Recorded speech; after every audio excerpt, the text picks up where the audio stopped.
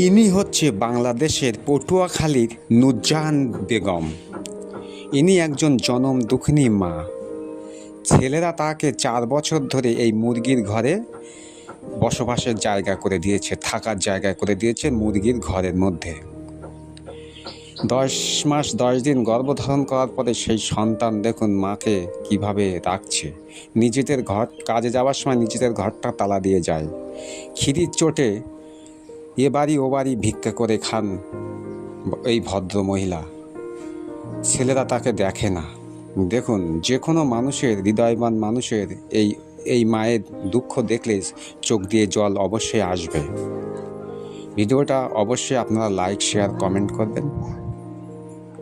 কিছুদিনের আগে এনার পা পিছলে পড়ে এনার হাত ভেঙে যায় এবং মাথা ফেটে যায়।